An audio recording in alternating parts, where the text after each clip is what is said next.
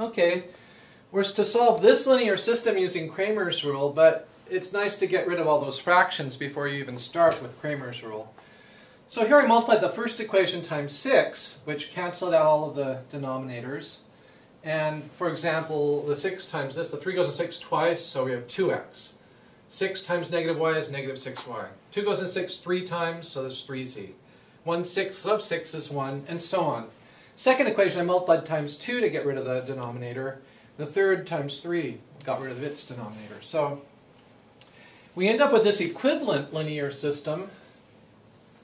It's the same three planes, so they'll intersect at the same point, but we don't have to deal with fractions. Okay, so for Cramer's rule, we first have to find d.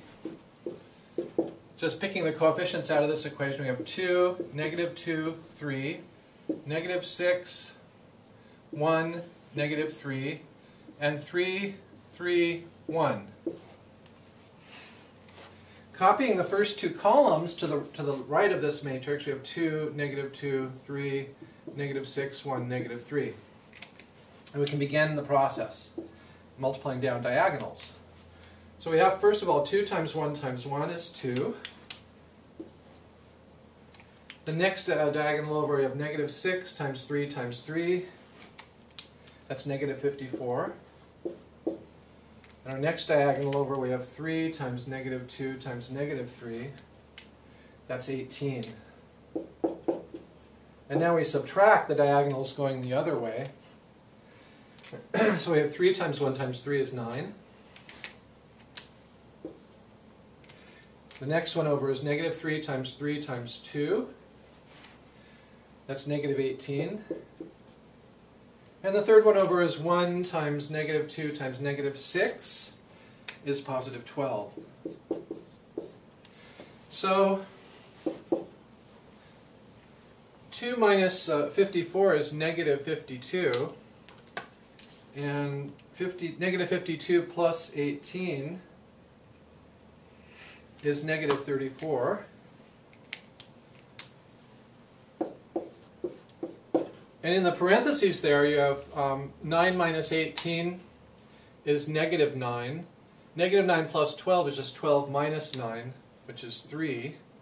And negative 34, negative 3 is negative 37. So our d for this linear system is negative 37. So next let's find d sub x. It's the same as this matrix up above, except we cover the first column with 1, 2, 3, the right side of the system. Everything else is the same here. Negative 6, 1, negative 3, and 3, 3, 1. Copying the first two columns, we get that. Now we start our diagonal multiplies. 1 times 1 times 1 is 1. Negative 6 times 3 times 3 is negative 54. 3 times 2 times negative 3 is negative 18. Then we subtract the diagonals going in the other direction. So we have 3 times 1 times 3 gives us 9. And we've got negative 3 times 3 times 1 gives us negative 9.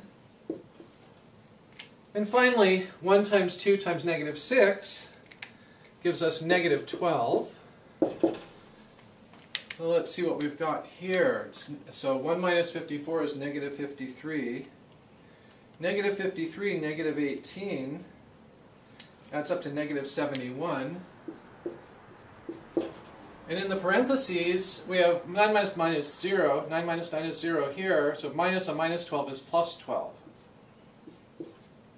So negative 71 plus 12,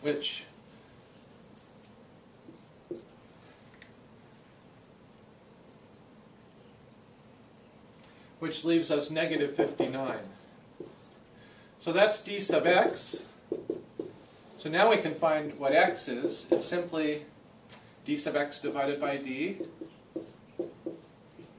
which is negative 59 divided by negative 37, which is 59.